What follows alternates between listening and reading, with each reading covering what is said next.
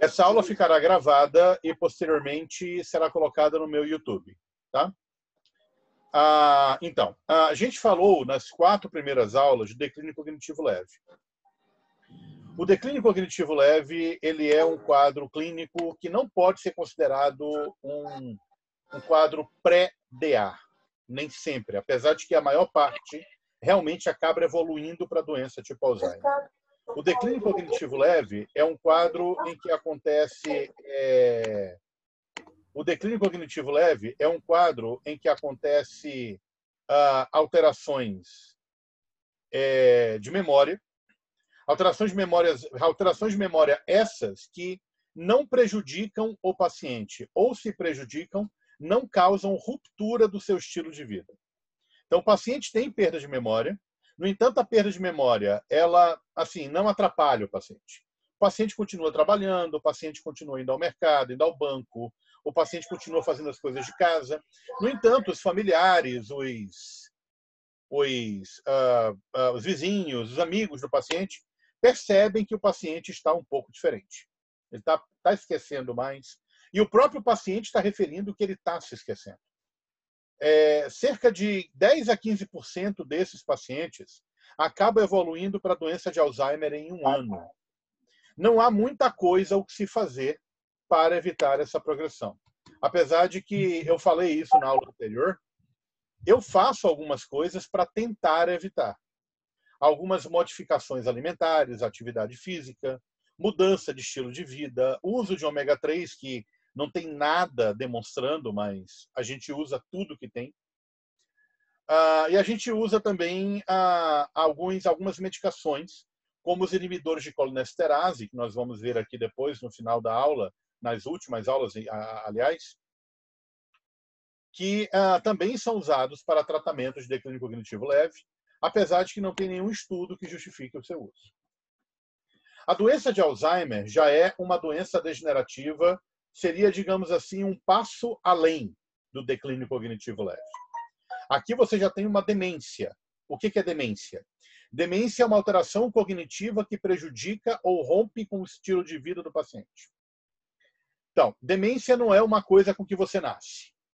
Existem declínios cognitivos que já aparecem desde a infância.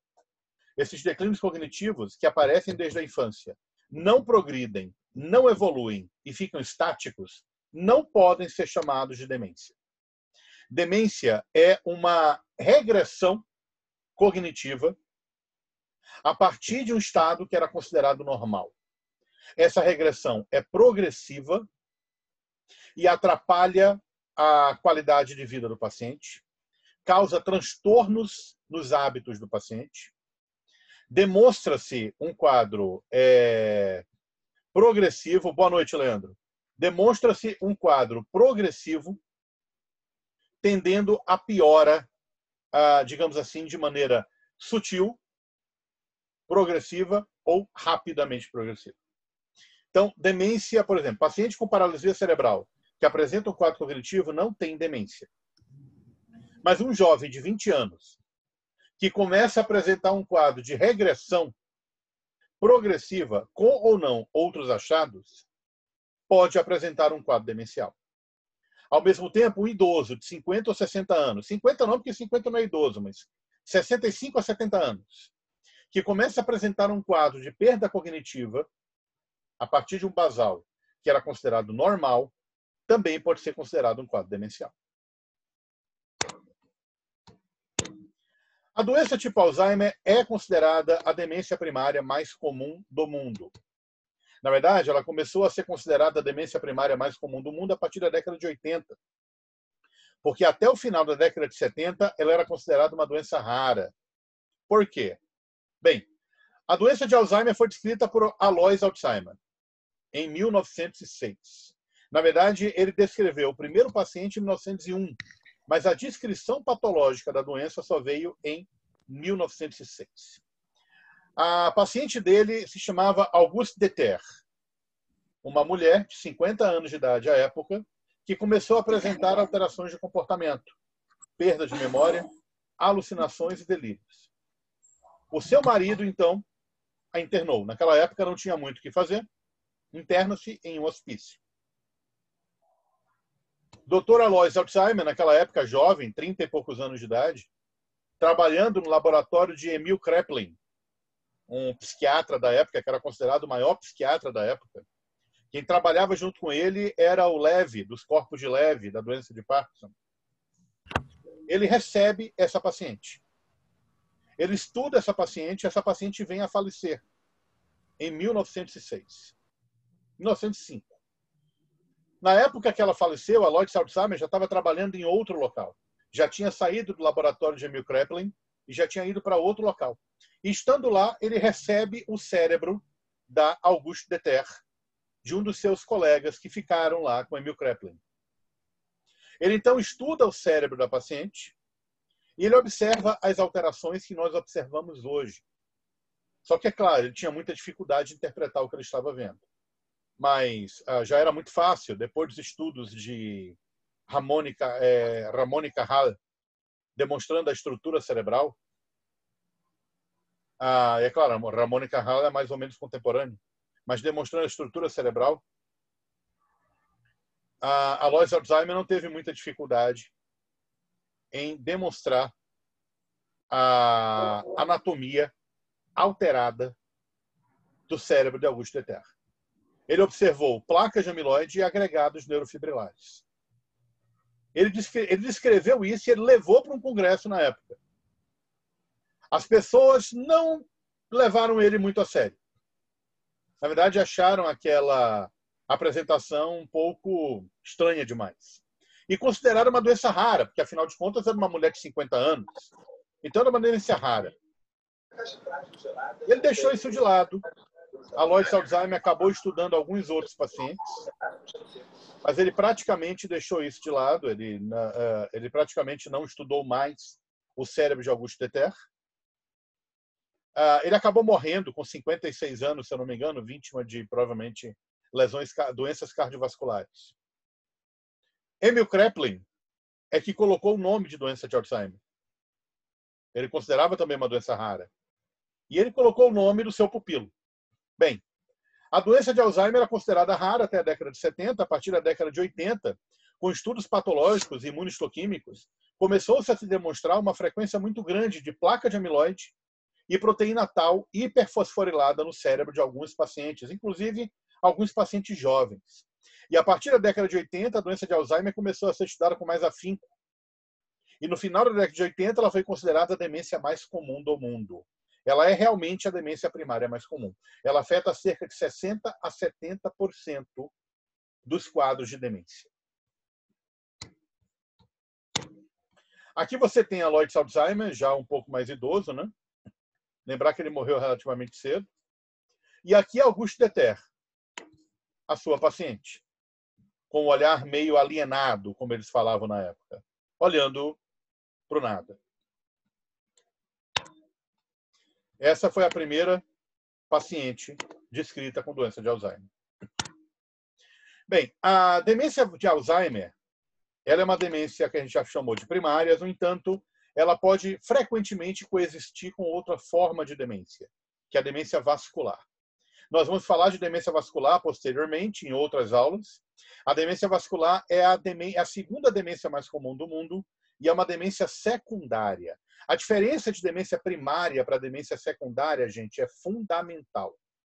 É fundamental porque demência secundária pode, talvez, ser tratada e, eventualmente, até curada.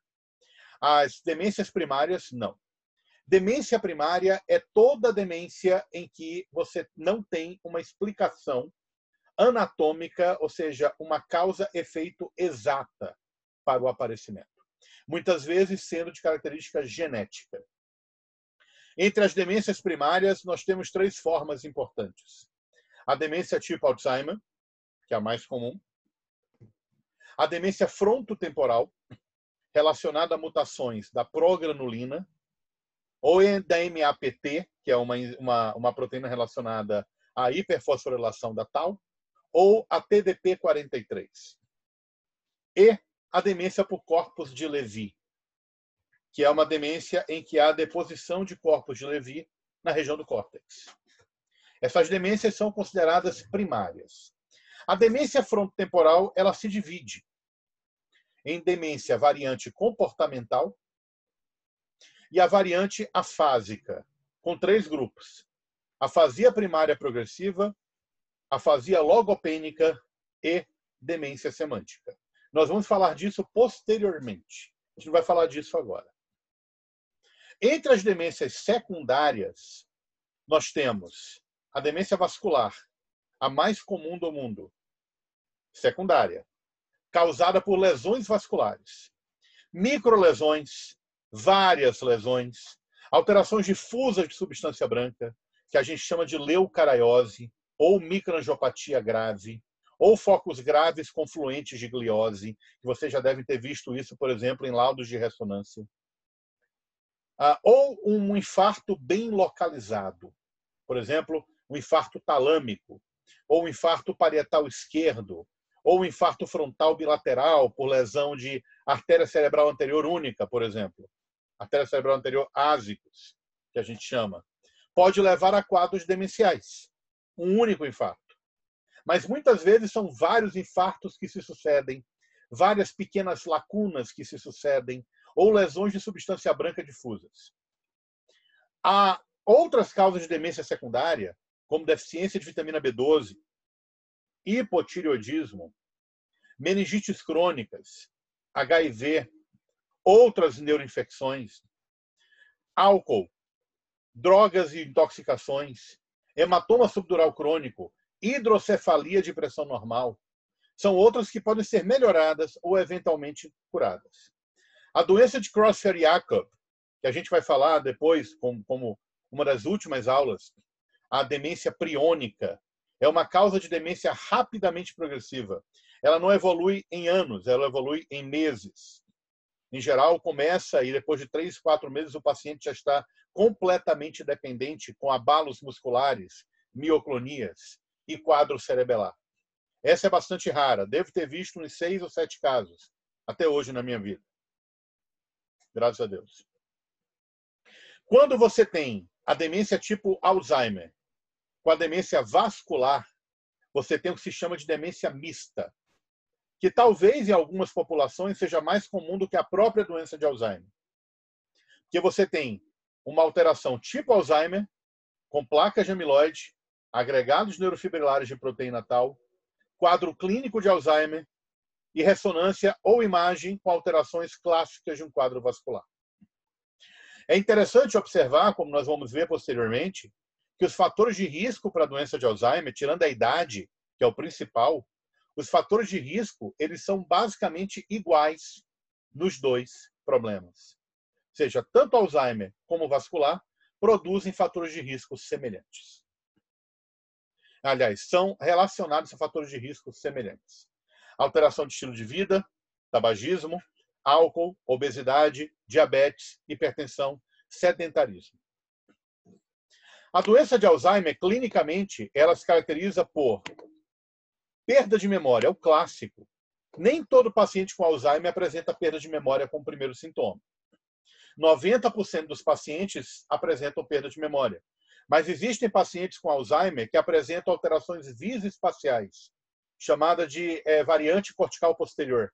Apresenta alterações visoespaciais predominantes, com alterações de localização, dificuldade de desenho, dificuldade de se localizar no espaço ou de imaginar espaços tridimensionais. Problemas de linguagem também podem aparecer e podem ser bastante precoces e graves. E alteração de comportamento. A alteração de comportamento pode ser precoce ou pode acontecer anos após o início do quadro. As alterações de comportamento não são as alterações mais iniciais. Em geral, pacientes com demência frontotemporal apresentam alterações de comportamento, personalidade, gostos sexuais e gostos alimentares diferentes. Isso, se for acontecer na doença tipo Alzheimer, em geral é mais tardio. A demência tipo Alzheimer, a evolução é muito lenta. 5, 6, 7 anos. Eu tive pacientes com evolução de 16 anos. Uma paciente minha recentemente faleceu após cerca de 18 anos de doença. Alguns pacientes apresentam 5 a 6 anos de doença, somente. E acabam falecendo de alguma complicação. A demência em si não mata. O que mata são as complicações decorrentes do quadro demencial. Então, pneumonia,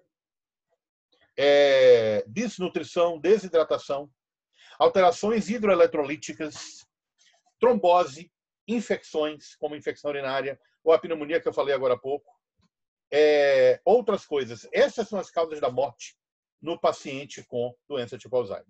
Lembrar que, recentemente, se eu não me engano, no ano passado, no retrasado, foi descrita uma outra forma de demência, que se parece clinicamente com a doença tipo Alzheimer, mas não é, que geralmente afeta os muito idosos, acima de 85 anos de idade, e que dá um quadro clínico muito parecido, mas um quadro patológico bastante diferente, que é uma demência relacionada a TDP-43.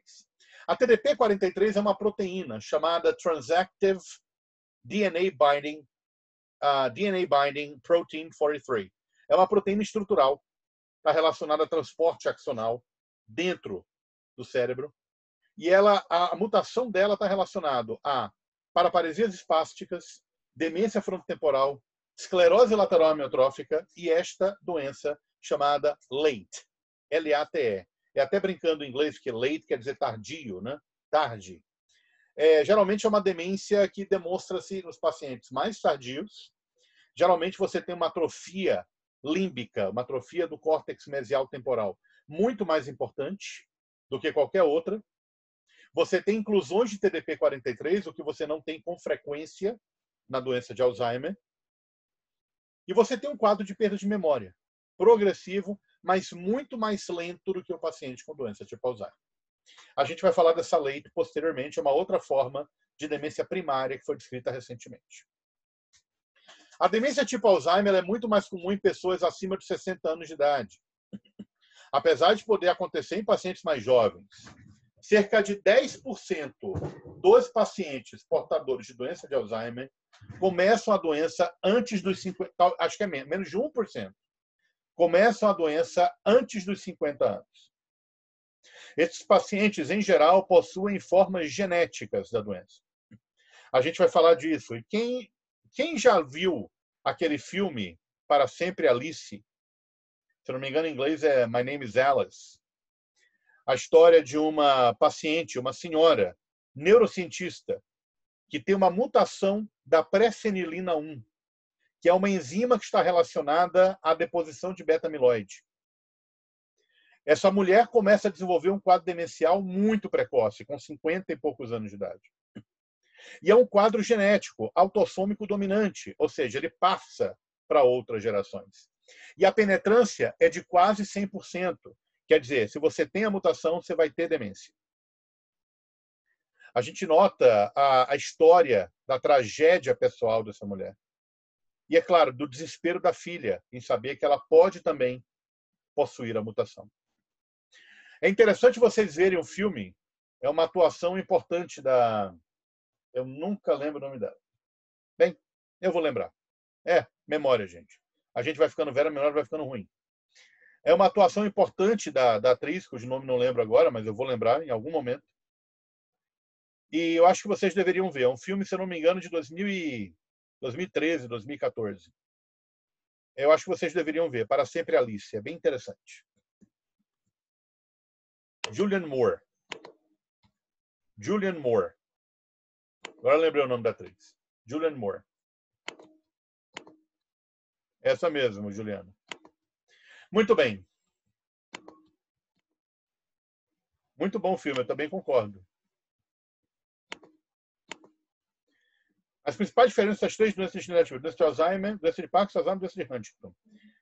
Bem, vamos falar disso agora, rapidinho, enquanto a gente está falando de Parkinson, de Alzheimer, porque afinal de contas estamos falando de definições. Todas essas três demências, todas essas três doenças, são doenças primárias, ou seja, são doenças sem uma causa exata. A doença de Parkinson é uma doença neurodegenerativa, considerada a segunda doença neurodegenerativa mais comum do mundo, só perde para a atual aqui, a doença de Alzheimer. Ela afeta cerca de 1% da população acima de 65 anos de idade. A doença de Parkinson ela se caracteriza por um quadro motor, especificamente e predominantemente. Alguns pacientes apresentam quadros não motores bem graves, como demência, que pode, geralmente é tardio. A demência na doença de Parkinson, ela geralmente acontece depois de 8 a 10 anos de doença. E é uma demência bem diferente da demência tipo Alzheimer. É uma demência que a gente chama de subcortical, caracterizada por apatia, perda do interesse, perda da libido, perda do apetite, retração social. Muitas vezes se assemelha até com quadro depressivo. E pode apresentar alterações executivas, como alteração de abstração, planejamento, pode haver alteração de orientação espacial e pode ter alteração de memória. Na doença de Parkinson, o quadro motor predomina, com lentidão, a famosa bradicinesia, com ou sem rigidez e ou tremor. Tremor na doença de Alzheimer é muito raro, geralmente é tardio e pode ser secundário a medicações. Lentidão na doença de Alzheimer é possível no final da doença.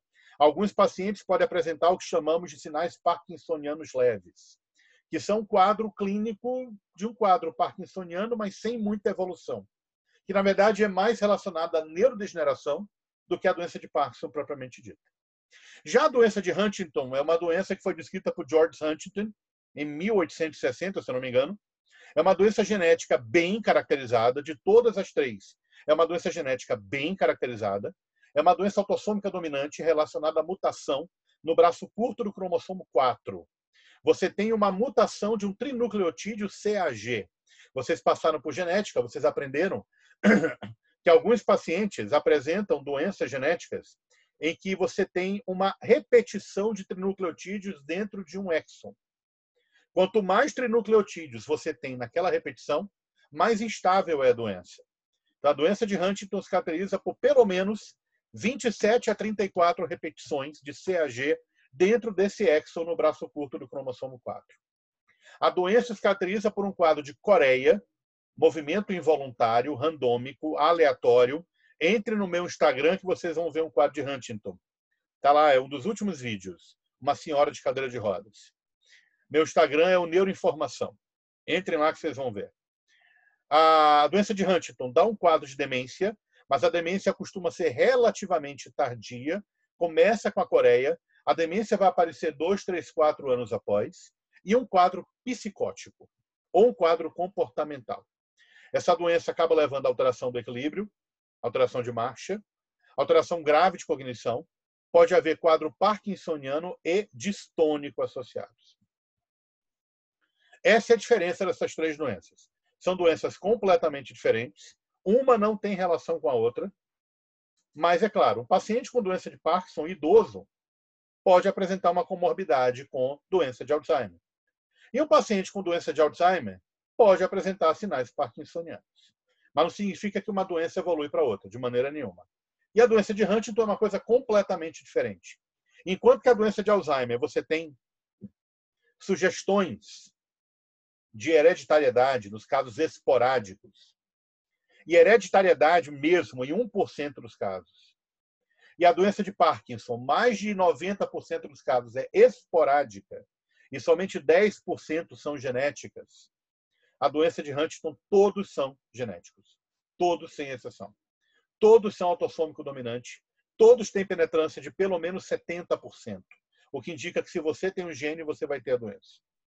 E por isso a gente não costuma pedir exames para pacientes, para familiares de portadores. Justamente porque, se vier positivo, não saberemos como interpretar à luz da ausência de quadro clínico do paciente. Muito bem.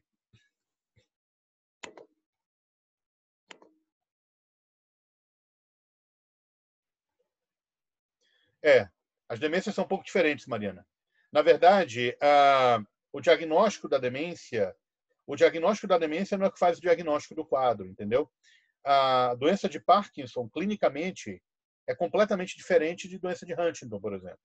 A demência na doença de Huntington é muito parecida com a demência do tipo de doença de Parkinson. É uma demência subcortical, porque as áreas acometidas são mais ou menos as mesmas, são os núcleos da base. Mas a evolução da doença é outra. Parkinson é uma doença muito mais leve em termos de evolução, se você comparar com doença de Huntington. E Parkinson não vai dar demência em todo mundo.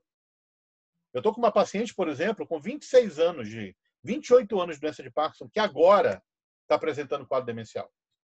Já a demência tipo demência na doença de Huntington, ela geralmente é bastante precoce, ela vai aparecer no terceiro, quarto ano de doença. Às vezes um pouco mais depois, às vezes mais cedo, mas ela vai aparecer. E doença tipo Alzheimer, demência tipo Alzheimer, como o próprio nome fala, a característica é demência. Ela é uma demência primária. Já a doença de Huntington é classificada nas distúrbios de movimento. Doença de Parkinson também. Bem, a gente está começando a ver, gente, vocês que estão saindo da faculdade logo, entrando na residência, vocês vão ver que está tendo uma modificação nos paradigmas de classificação de doença. A gente antigamente classificava a doença por quadro clínico. Agora a gente começou a classificar a doença por distúrbio molecular. Taupatias, alfa-sinucleinopatias, progranulinopatias. Daqui a pouco, nós vamos começar a classificar as doenças com bases genéticas. Então, isso não vai tardar a acontecer. Daqui a pouco, você não vai ter doença de Parkinson. Você vai ter parkinsonismo primário relacionado ao genital, por exemplo. Ou você não vai ter doença de Alzheimer. Você vai ter demência tipo Alzheimer relacionada ao genital, por exemplo. As formas esporádicas, a gente sabe que algumas formas estão relacionadas a componentes genéticos, especialmente a apolipoproteína E, que nós vamos falar aqui. Bem, patologicamente, a doença de Alzheimer, ela se caracteriza... Boa pergunta. A doença priônica, ela... Assim, a maior parte dos casos de demência priônica provavelmente está relacionada à mutação de uma proteína que todos nós temos, que é a proteína priônica. Quando ela muda-se, quando ela sofre mutação e ela vira uma proteína priônica anormal, ela produz o quadro de Creutzfeldt-Jakob, de demência priônica. Teoricamente, é uma doença priônica. Teoricamente, é uma demência primária. Só que a gente acaba classificando... A gente não coloca dentro das demências primárias porque é uma doença rapidamente progressiva. E, na verdade, a gente não sabe a causa exata disso. Então, se você for classificar como demência primária, talvez. Nunca pensei nisso, mas é provável que a demência priônica possa ser uma demência primária. Porque, na verdade, você não tem uma causa. Agora, algumas demências priônicas mais raras podem ser secundárias. Secundárias à contaminação por proteína priônica. Então, por exemplo, existem relatos da década de 90 de pessoas que utilizavam rastreamento genético. É possível? É caro, mas é possível. Antigamente, tinham pessoas que usavam pituitária de boi para tratamento de distúrbios hormonais que desenvolviam doença priônica. Também, apesar da córnea não ser vascularizada, você pode ter proteína priônica na córnea. E pacientes portadores de demência priônica, já houve relatos em literatura de pacientes que doaram suas córneas depois de mortos e os receptores das córneas tiveram doença priônica após 2, 3, 4 anos. Ou seja, isso é praticamente uma demência secundária, não primária. Então fica difícil de você caracterizar a doença priônica como primária ou secundária. Mas se você fizer o rastreamento genético, você consegue. É caro, mas é possível. Recentemente nós fizemos isso numa paciente minha. Uma paciente minha com um quadro de demência rapidamente progressiva, que acabou evoluindo para mutismo acinético com mioclonias. Eu achei que fosse inicialmente um quadro de encefalite. Tratei ela como encefalite, mas também tinha demência priônica como sugestão. A ressonância era bastante sugestiva. Proteína 1433 veio positiva. E para fechar o diagnóstico, a gente pediu a mutação genética que veio positiva. Então, aí não tem como discutir, né? Muito bem. Patologicamente, a doença tipo Alzheimer se caracteriza por placa de amiloide extracelular e agregados de proteína tal hiperfosforilada. Então, vamos explicar isso aqui melhor. Muito bem. Existe um período pré-sintomático, ou seja, você começa a apresentar as alterações patológicas anos antes da doença aparecer. Em geral, 10 a 15 anos antes da doença se manifestar clinicamente. O paciente sempre acha, doutor, foi depois de uma cirurgia que meu pai fez que ele começou a apresentar esse problema. Ou foi depois de um assalto, ou foi depois de um sequestro, ou foi depois daquela internação que ele teve que operar o fêmur, que ele começou a apresentar o problema. Será que tem relação? Provavelmente não. O que, na verdade, precisava era só um evento para fazer isso aqui. Acender o pavio. A doença já estava lá, há 10 ou 15 anos. E quando eu falo isso para os pacientes, para os acompanhantes, eles abrem um olho e falam 5 a 10 anos antes, às vezes até mais. 15, 20 anos antes. Por isso que a demência tipo Alzheimer, ela tem que ser combatida desde cedo. Ou seja, atividade física, modificações alimentares, modificações de estilo de vida, pelo menos desde os 30 anos de idade, para que você consiga evitar que a doença apareça. As formas hereditárias também apresentam quadros de período pré-sintomático muito longo, né? Mutação da proteína precursora do amiloide, que é uma proteína que é quebrada pela beta e gama secretase em amiloide, pré-senilina 1 e pré-senilina 2. Essas três mutações são autossômicas dominantes e elas são mutações com 100% de penetrância. Ou seja, você tem a mutação, você vai ter a doença em algum momento. Geralmente, essas demências elas aparecem entre os 30 e 50 anos de idade. A maior parte, a imensa maioria dos quadros de doença tipo Alzheimer são quadros esporádicos. São quadros que acontecem sem uma base genética evidente. No entanto, mesmo os quadros esporádicos apresentam risco genético para filhos ou irmãos. Aparentemente, nós estimamos em cerca de quase 50 milhões o número de pessoas afetadas por demência no mundo. Isso há 5 anos. Hoje já deve estar em mais de 50 milhões. Há 9 anos, nos Estados Unidos, você tinha 4,5 milhões de pessoas acima de 65 anos com demência. A imensa maioria entre 75 e 84 anos de idade. O segundo número acima de 85 anos, provavelmente porque uma boa parte dessas pessoas já havia morrido antes dos 85 anos de idade. E menos de 1 milhão entre 65 e 74 anos de idade. De acordo com a OMS, em 2030, haverá provavelmente mais de 130 milhões de pessoas com DA no mundo. A prevalência nos países desenvolvidos varia de 5% a 7%.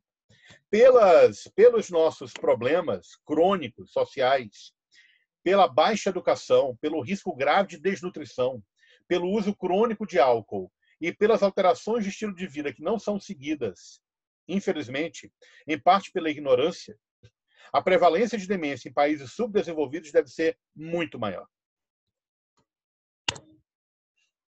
A incidência, apesar de depender da metodologia do estudo, inclusive da maneira como a doença de Alzheimer ela é definida nos estudos, varia de 5 a 60 a 80 por 1.000 pessoas. 5 entre 65 e 70 anos, a 60 a 80 acima de 85.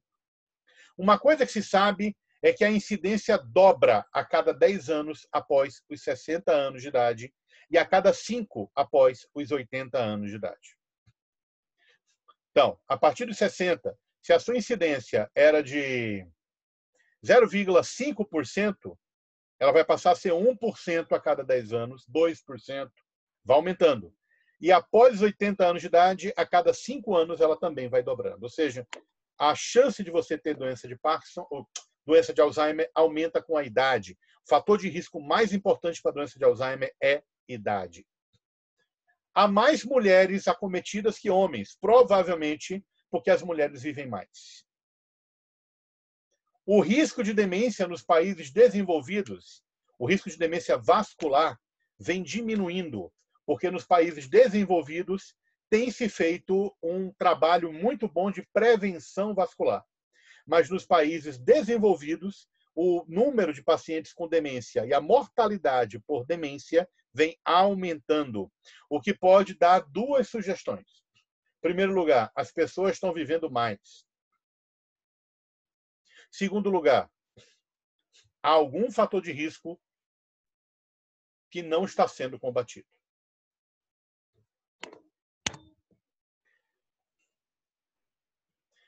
A incidência de demência, no geral, em pessoas entre 30 e 65 anos, chega a 54 por 100 mil. 70% desses quadros é Alzheimer. DA e demência vascular são os mais importantes, sendo que Alzheimer ocupa o topo.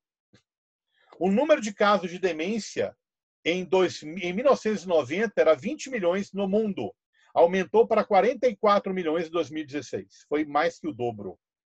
A prevalência subiu de 701 por 100 mil para 712 no mesmo período. E o número de óbitos aumentou quase 150% no mesmo período, indicando que o quadro demencial vem piorando à medida que o tempo vai passando. No Brasil, nós temos um estudo famoso feito por Nitrini e Caramelli, em 2004, que sugeriu uma prevalência de 7,7% por 1.000 pessoas ao ano. Chega a 14,8% por 1.000 pessoas ao ano. No Brasil, acredita-se que haja cerca de 1 milhão de idosos com demência. E o Brasil é o segundo país mais prevalente em demência no mundo, só perdendo para a Turquia. Em parte, isso não é devido ao envelhecimento da população. Em parte, isso é devido a um estilo de vida ruim. A maior parte da nossa população, infelizmente, vive em pobreza ou muita pobreza. E aí, consequentemente, você tem álcool, tabagismo, fatores de risco vascular, falta de lazer, falta de saneamento, que pode ajudar, falta de atividade física, já falei do álcool, colesterol elevado, obesidade, diabetes, hipertensão, desnutrição crônica, mesmo em pacientes adultos, como causa do problema.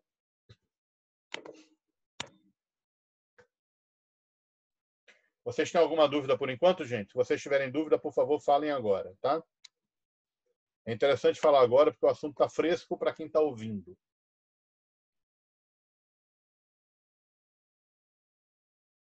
Estamos chegando já a 1 hora de aula. Teremos mais um pouco. Se vocês estão gostando, deem um like. Vamos lá. Patologia da DA. A patologia da doença de Alzheimer relaciona-se à beta-amiloide. Está aqui a beta-amiloide. Beta porque ele adquire uma conformação beta-pregueada. As proteínas, em geral, funcionantes no corpo, elas estão em conformação alfa-hélice. Então, é uma conformação funcionalmente legal e que permite a elas também, muito obrigado, e que permite a elas também serem destruídas pelo sistema lisossomal e pelo sistema ubiquitina-proteasoma. Quando você tem uma alteração na estrutura da beta-amiloide, na estrutura do amiloide, ele se torna não só não degradável, como ele também se junta nas placas neuríticas. Então, ele forma agregados. Esses agregados de amiloide são a base patológica da doença de Alzheimer. Você também tem neuritos distróficos, estruturas dentro dos neurônios, nos axônios, no corpo, nos dendritos, causados pela mutação também da proteína tau. Nós vamos falar logo. O amiloide ele fica localizado em depósitos extracelulares. Então, aqui você tem a proteína precursora do amiloide, uma proteína normal.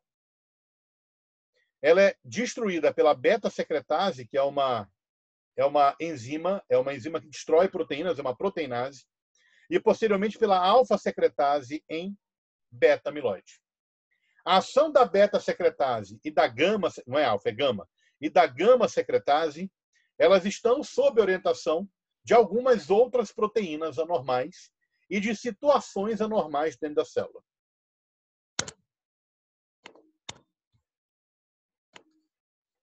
Então, as placas de amiloide são formadas a partir da proteína precursora do amiloide. E você tem formação de 2 tipos de amiloide. Os amiloides com 40 aminoácidos, ou monômeros, e os amiloides com 42 aminoácidos ou monômeros. O mais comum na doença de Alzheimer é o beta-42. Você possui 42 aminoácidos.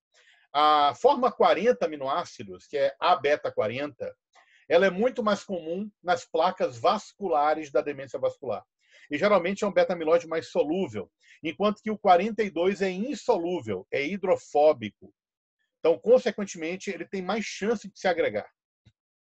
O beta-amiloide, por algum mecanismo que se desconhece, mas pela cascata do amiloide, que é uma teoria que se propõe, ele levaria provavelmente à formação de poros para a entrada de cálcio dentro da célula, o amiloide leva consequentemente à lesão neuronal provável.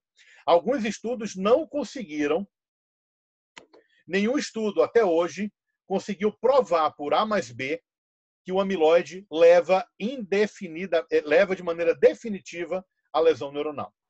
Alguns estudos sugerem que a presença da placa de amiloide talvez seja uma consequência de neurodegeneração.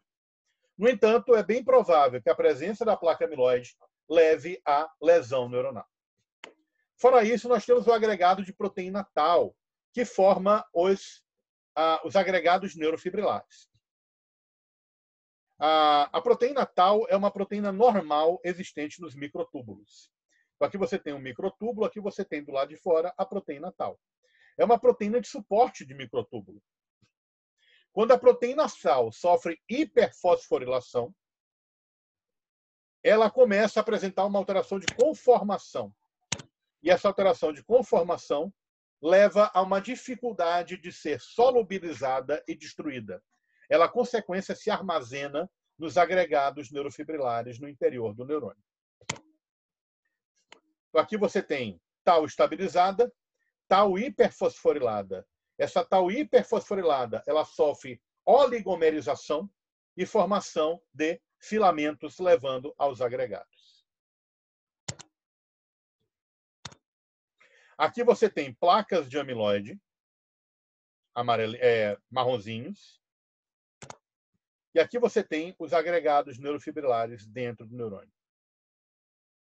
Você tem o núcleo neuronal e o agregado citoplasmático.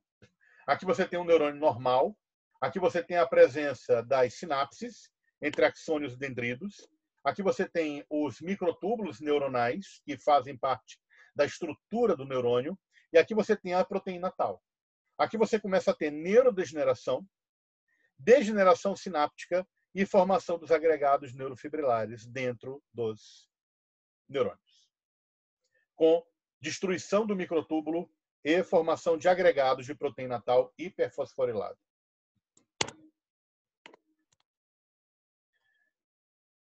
Além disso, a doença de Alzheimer também leva a outras patologias.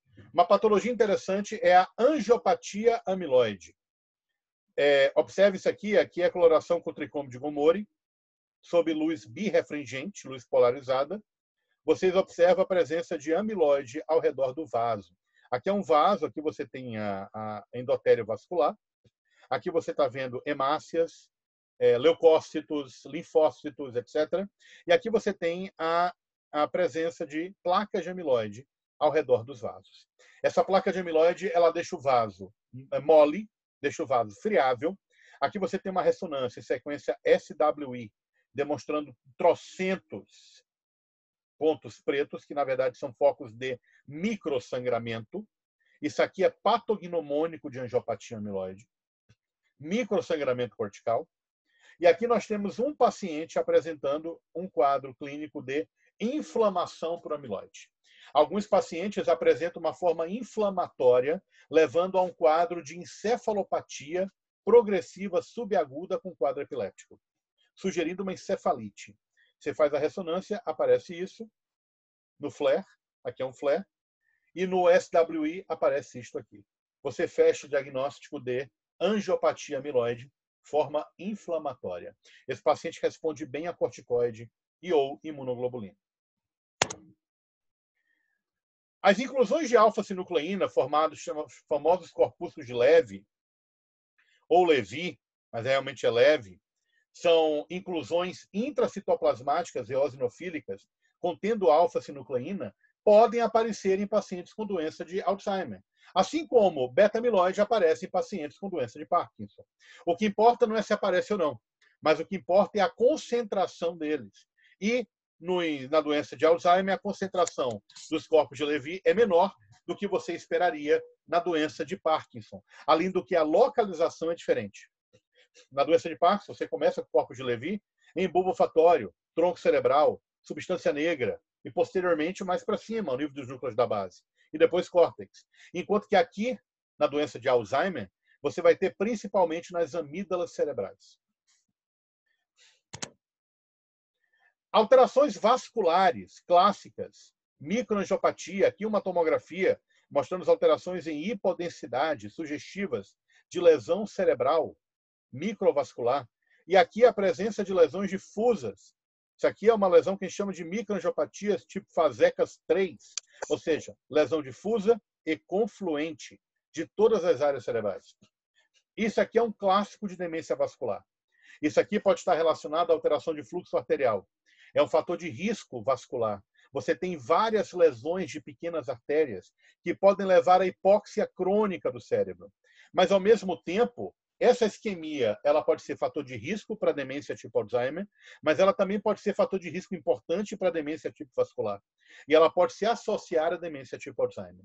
Então, alguns pacientes com demência tipo Alzheimer apresentam alterações vasculares clássicas de demência vascular. A esclerose hipocampal. O hipocampo é uma área localizada na porção mesial do lobo temporal. Aqui você tem um corte coronal do hipocampo, mostrando uma estrutura rápida com um corno de Hammond, 1, 2, 3 e 4. O plexo coroide e o ventrículo lateral, porção inferior. O subículo, o giro denteado, o giro parahipocampal.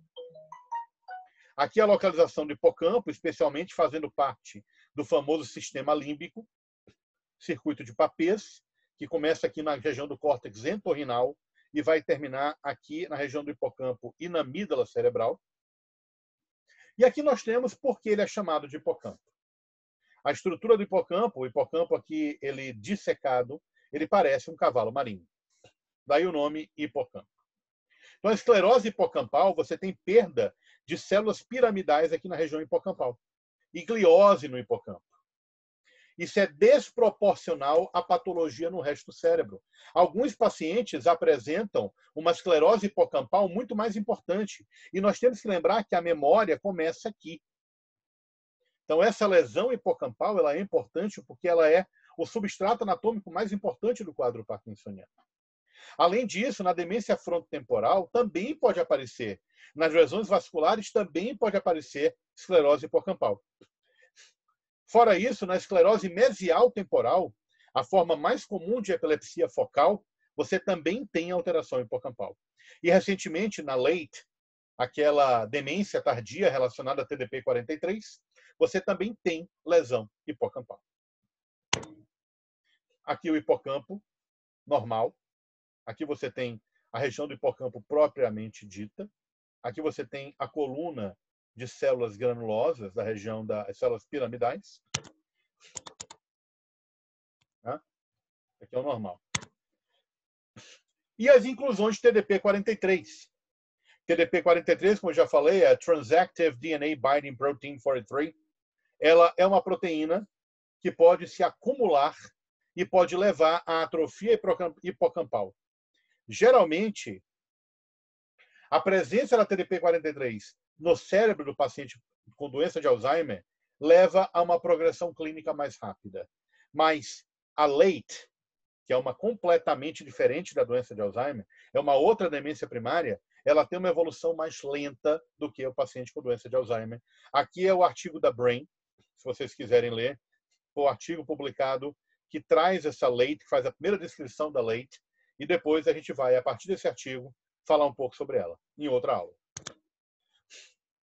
A hipótese do amiloide sugere, então, que o amiloide causaria o problema. Não moléculas enormes de amiloide, mas pequenos oligômeros de amiloide, dispersos ao longo do cérebro. Além do mais, a proteína tal hiperfosforilada, ela também parece ser tóxica para neurônios. E a presença da proteína tal também poderia levar à destruição neuronal. Alguns estudos demonstraram que se você pegar neurônios com proteína tal hiperfosforilada e botar próximo de neurônios normais, eles também vão sofrer hiperfosforilação da proteína tal, sugerindo um comportamento priônico da proteína tal. Lembrar que existe uma relação com a proteína precursora do amiloide, que é ela que leva à produção do amiloide beta 40 e 42, e pré-senilina 1 e 2, porque também agem ao nível da proteína precursora de amiloide. Alguns pacientes possuem mutação da apolipoproteína E epsilon 4. Você tem o epsilon-2, epsilon-3 e epsilon-4. A epsilon-4, se você tem mutação nos dois alelos, você tem uma chance muito grande de produzir doença de Alzheimer. Aqui você tem uma mutação de suscetibilidade. Se você tem chance. A proteína precursora de amiloide, pré-senilina 1 e pré-senilina 2 são mutações de determinação. Você tem, você vai ter. Você tem essa mutação, beleza, você vai ter doença de Alzheimer. Já a polipoproteína E, não. Se você tem uma chance de ter, maior do que na população em geral. A apolipoproteína E, ela prejudica o clearance de beta-amiloide.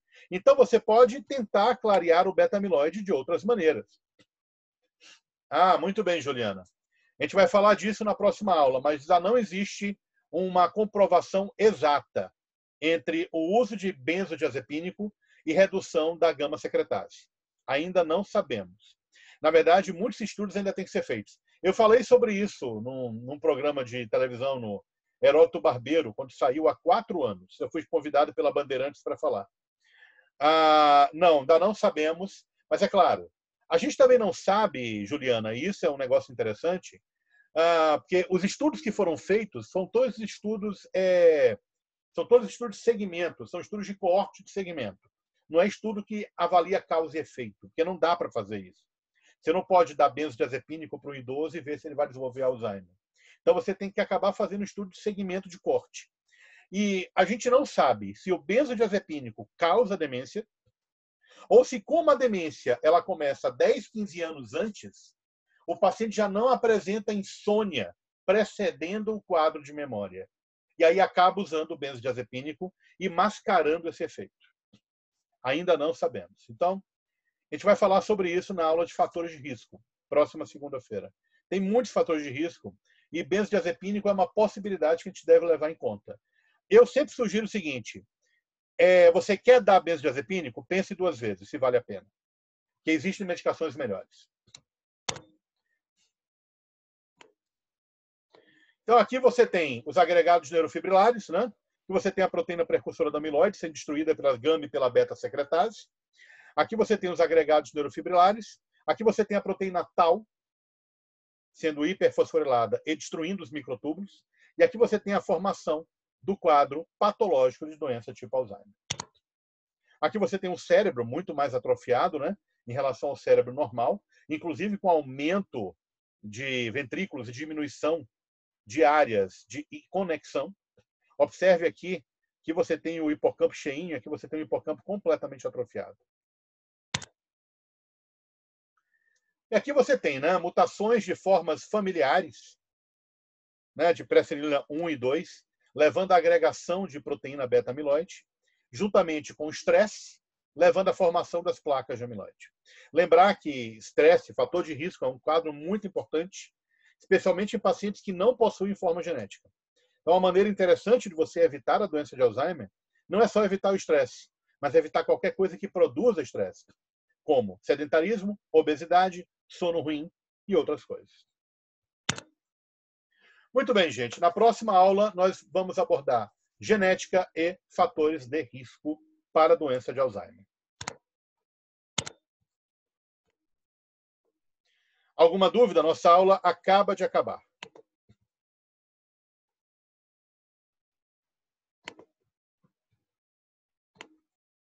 Eu que agradeço a presença de vocês.